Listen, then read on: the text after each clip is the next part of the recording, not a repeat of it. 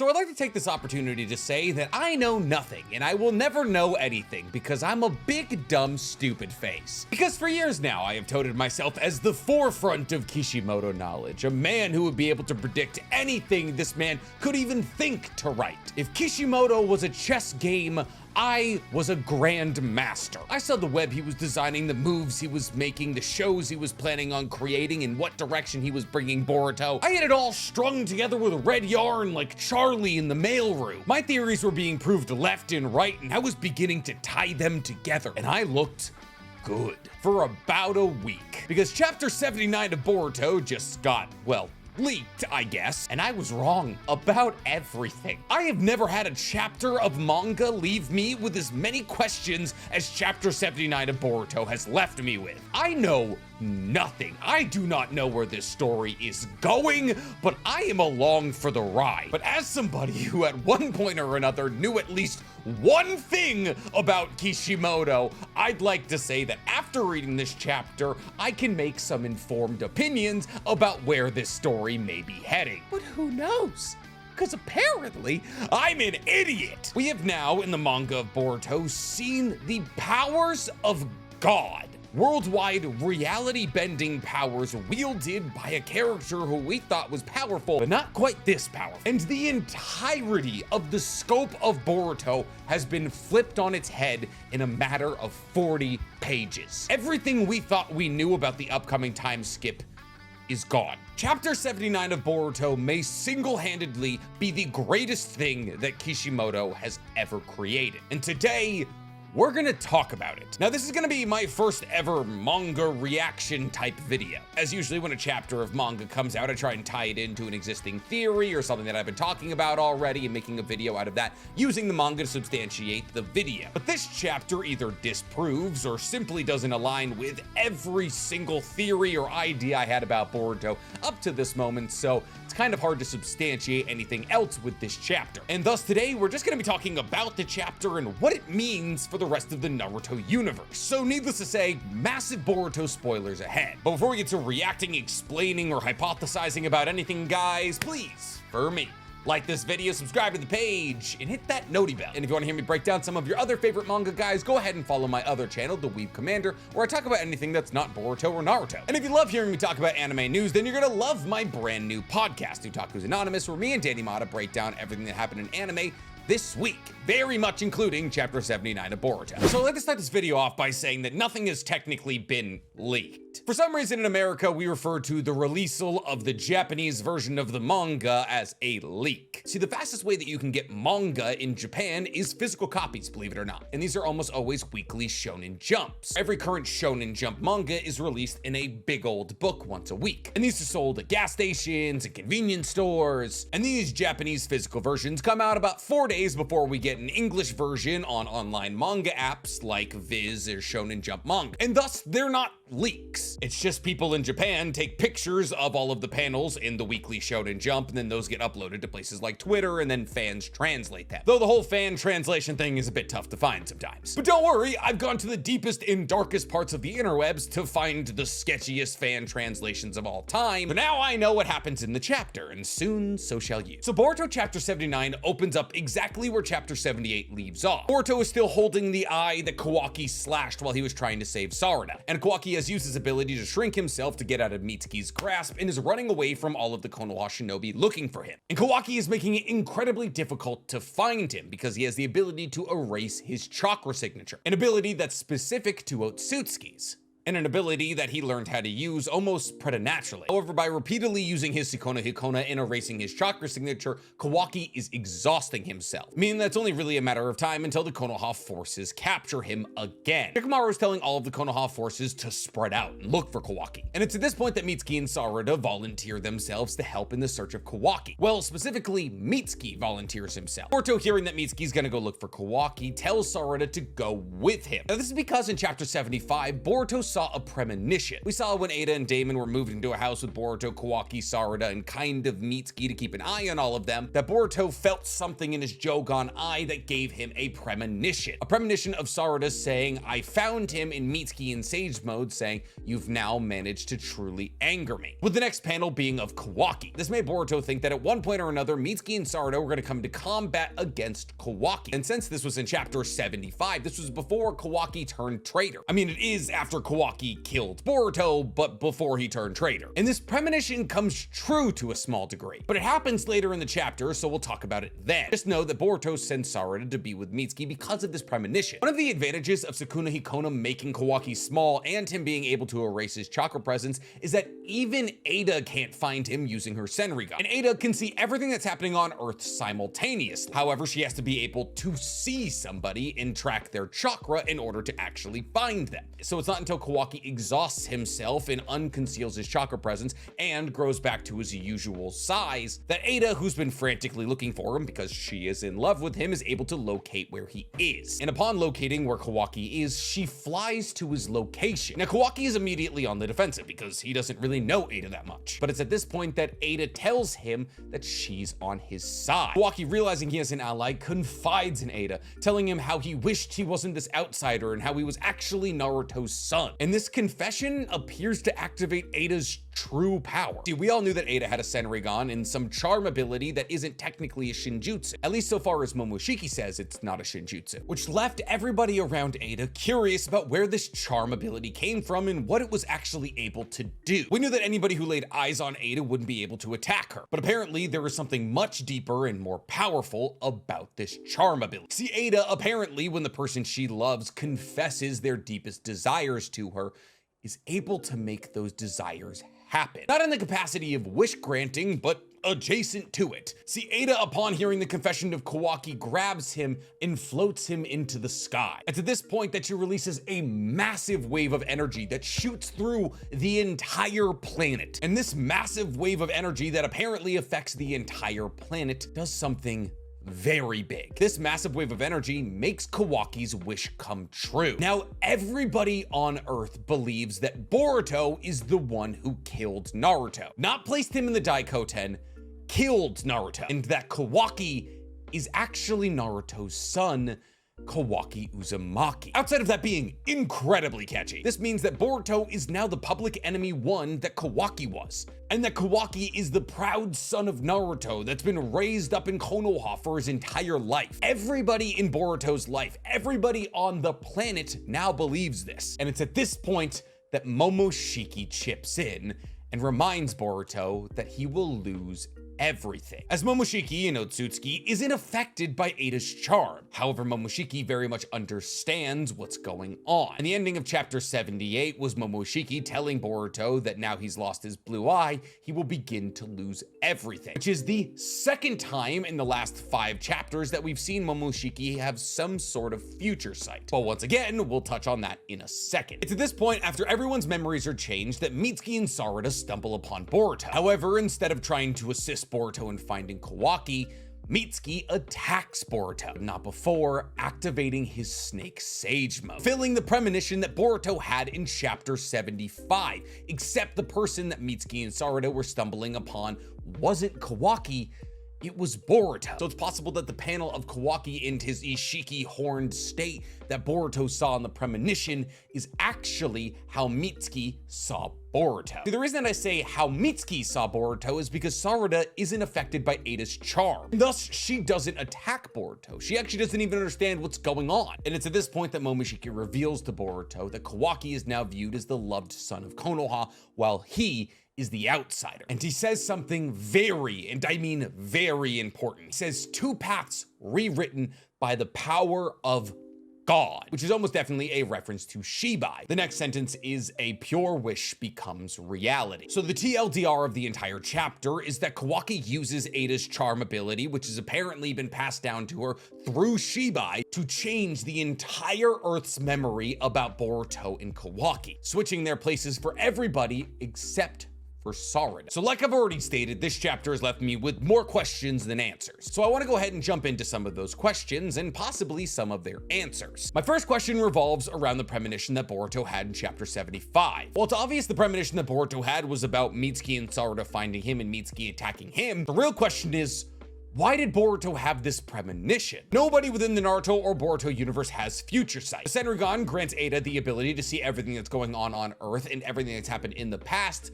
but nothing in the future. Sure, the Sharingan allows somebody to deduce what somebody else would do in combat, and people have hypothesized that Madara's Mangekyo Sharingan ability allowed him to see into the future a little bit, but a full-on future sight premonition is completely new, which means that this future sight premonition is either an ability of Momoshiki or the Jogan. And as it currently stands, we really can't say which is which, because when Boruto had this premonition, he held his Jogan Eye, which is also where Momoshiki manifests from. What's even more bizarre about this premonition in chapter 75 is that after Boruto has it, there's a panel of Momoshiki and Ada staring at him kind of curiously. Like Ada understood that Boruto was getting a premonition and that Momoshiki possibly is the person who gave it to him. And there's a couple of possible ways to take this, but the clearest answer that I currently have is that Ada and Momoshiki in some regards are in cahoots, because it was Momoshiki who said that the charm ability that Ada has isn't a shinjutsu he's ever heard of. However, upon seeing the power of Ada to rewrite reality all across the world, said it was the power of God, which almost always refers to Shibai, and therefore Shibai's ability, Shinjutsu. So it's a possibility that Momoshiki was lying about the charm ability to throw suspicion to Amado instead of possibly himself or Ada. Because otherwise, how do we explain the charm ability not being a Shinjutsu and then being a power of God 5 chapters later? I mean, honestly, what reason did we ever have to believe Momoshiki in the first place? It's not like he's ever taken Boruto's best interests into mind. But speaking of Boruto's best interests, this would possibly explain why Momoshiki took over Boruto's body to make sure Kawaki was released. As Momoshiki knew if Kawaki was released, he would find Ada, who would use his ability to switch Boruto and Kawaki's places. Which leads us to the question, why would Momoshiki want this? Momoshiki is permatrapped in Boruto's body. He used the last 20% of the karma to bring Boruto back to life after Kawaki killed him. So why would he want Boruto to be enemy number 1, where he might possibly die, killing both of them? And why would he have a vested interest in Kawaki being Naruto's son? This is why I'm leaning further on the side that Momoshiki has the ability to see into the future, and that Boruto may have accidentally tapped into that power, seeing the premonition about Mitsuki. The only reason that I can think that Momoshiki would want Boruto to be public enemy number 1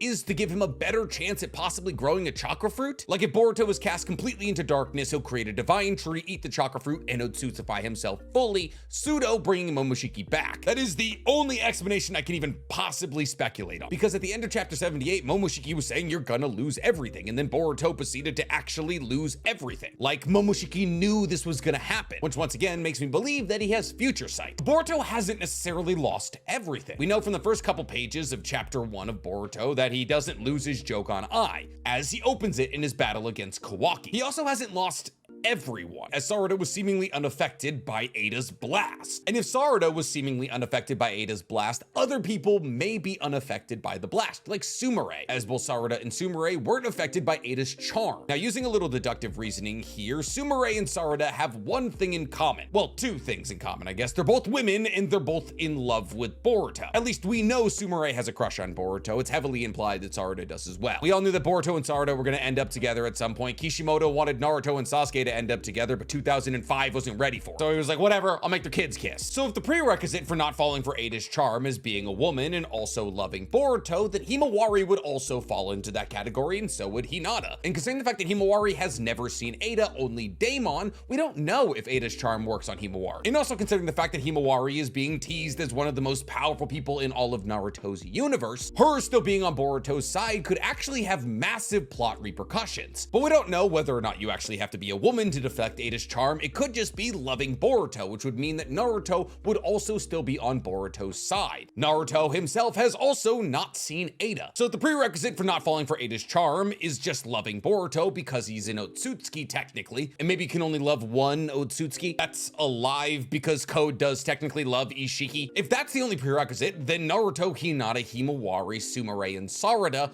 will still be on Boruto's side. However, considering the fact that Hinata and Naruto are currently trapped in a dimension where space and time don't move, that nobody outside of Kawaki has access to, I don't think that Boruto's gonna be calling on them as allies anytime soon. What will be interesting to see though is how Himawari reacts to Kawaki. Whether she treats him as a brother or not is an indication of whether or not Ada's charm worked on her. But I do believe that we might have a small fake out coming because Himawari does believe that Kawaki is her brother. So there's a possibility that Himawari isn't actually under the spell and is either just acting like Kawaki is still her brother or is playing it up so that she can go help Boruto at some point or another. All in all, I just don't see Ada's charm working on Himawari. One, she checks the boxes that Sumire and Sarada checks. And two, she's a possible wielder of Shinjutsu. The only reason that I would say that there's a possibility that Ada's charm would work on Naruto is because it worked on Sasuke. I'm not gonna sit here and say that Sasuke loves Boruto in the same way that Naruto loves Boruto. But Sasuke is Boruto's teacher and he is the child of his best friend. The fact that it worked on him gives me a little bit of pause, but Naruto is Boruto's literal father. The difference in love that he feels for Boruto that Sasuke feels for Boruto is probably massively different. I wouldn't know, have no kids. So the real question is, what does this mean for the time skip? I've been telling everybody for a while that chapter 80 will be the last chapter before the time skip, which means that next month, somewhere around April 18th, we're gonna get the time skip. And what I mean by what does this mean for the time skip, I mean, what is Boruto going to do during the time skip? Is Sarada going to flee the village with Boruto? Are Sarada and Sumire gonna flee the village with Boruto? Are Sarada and Sumire gonna act as spies within Konoha for Boruto? Who is Boruto gonna train with for these 3 to 4 years? We actually don't know how long the time skip's gonna be. We don't know how old Boruto and Kawaki are in the first couple pages of chapter 1, but the time skip will probably at most be a minimum of 3 years. Well, you'd have to kind of be an obtuse Naruto fan to not see the connection that Kishimoto is currently drawing, specifically with a panel of Boruto standing in front of all of his supposed loved ones who now want him dead, with Kawaki standing at the front of them. The connection is specifically to the moment when Sasuke was relaying his pain to Naruto in their final battle, as Sasuke saw Naruto begin to surround himself with more and more people while Sasuke is standing alone. Boruto is now an outlaw to his own village, while Kawaki has assumed the role of Boruto and kind of Naruto, a widely beloved ninja who grew up in Konoha and has a bunch of people around him. So this brought me to asking the question, who wouldn't be upset about Naruto's death? Assuming that Ada's charm works on the entirety of the earth, who wouldn't be mad at Boruto? And there's really only 2 answers. The first of which is a massive connection to Sasuke, Orochimaru. Orochimaru would really have no reason to be upset at Boruto for killing Naruto. Orochimaru is a pseudo-prisoner of Naruto, being watched constantly by Yamato. And while Naruto did allow Orochimaru to come back to Konoha and continue his research, Naruto dying would simply just be like the changing of guards for Orochimaru, meaning there's a possibility that Boruto could flee to Orochimaru to train with him as a parallel to what Sasuke went through. There's also the possibility that Orochimaru himself isn't affected by Ada's charm, because if anybody wouldn't be for no good reason, it would be Orochimaru. Even though Mitsuki is technically a clone of Orochimaru and he was affected, let's be real, Orochimaru is not going to give Mitsuki all the stuff he gave himself. So it's a possibility that during this time skip, Boruto draws an actual parallel to Sasuke and goes to train with Orochimaru. The other person who wouldn't be upset about Boruto killing Naruto is Code. In fact, Ada switching Kawaki and Boruto and putting the idea that Boruto killed Naruto in everybody's brain might make Code like Boruto. Think about it for a second. The reason that Code wasn't killing Kawaki up to this point is because Ada was in love with him. And as Code was being manipulated by her charm, apparently Shinjutsu, he decided to not go after Kawaki. But he was determined to use Boruto as a sacrifice to create a chakra fruit. Regardless of who's Boruto or Kawaki, Code still wants to make a chakra fruit. But now he believes Boruto is Kawaki. And now he believes that Boruto killed Naruto, somebody that Code wanted to kill for killing Ishiki. And thus Boruto has gotten revenge for Ishiki's death for Code. So there's multiple reasons that Code would now be friendly with Boruto. It's just there's not a lot of reasons that Boruto would be friendly with Code. But it's a possibility, since Code worships Otsutsuki's, that he'll begin to worship Boruto and Momoshiki by extension. And thus, even though Boruto doesn't have a reason to work with Code, he would be a very powerful ally in the battle against Kawaki. So where does this leave us? Well, Boruto is probably gonna go train with either Sarada, Orochimaru, or Code for 3 or so years, and then return to Konoha to battle against the likes of Kawaki and Ada to release Naruto and Hinata from the Daikoten, and get his spot back in Konoha. The real question becomes, why is Konoha destroyed? Kawaki has what he wants. Ada has what she wants. And Daemon has what he wants because Ada is happy. Boruto wouldn't destroy Konoha. So who destroys Konoha? And why? We saw in the first couple of pages of Boruto that Boruto and Kawaki were just starting their fight, and yet Konoha was already destroyed, which could possibly mean that one of them was battling against an external threat that destroyed Konoha, which could possibly be Code, which would kind of make sense considering the fact that Code wants Konoha destroyed for the hand that they had in killing Ishiki. So my current standing theory is that a battle between Code and Kawaki results in the destruction of Konoha, as Code is trying to get Kawaki to be a chakra fruit and Kawaki's just trying to keep on being Naruto's son. Problem is, I don't know anything anymore. I thought I did. I thought I was smart. I thought I was well informed. I thought I was caught up on anything. I thought I knew Kishimoto like the back of my own hands, but nope. Never seen these before. I'm losing my mind. I'm losing everything. But that's good because you guys are very smart and you'll think of a million theories that I'll get to piece together like the rest of my sanity. What did you guys think of chapter 79? What do you think the future of Boruto holds for us? Tell me in the comments below. And while you guys are down there, please, for me, like this video, subscribe to the page, and hit that noti bell. Not to rag on any YouTube account that makes manga reactions their whole thing, but this is easy.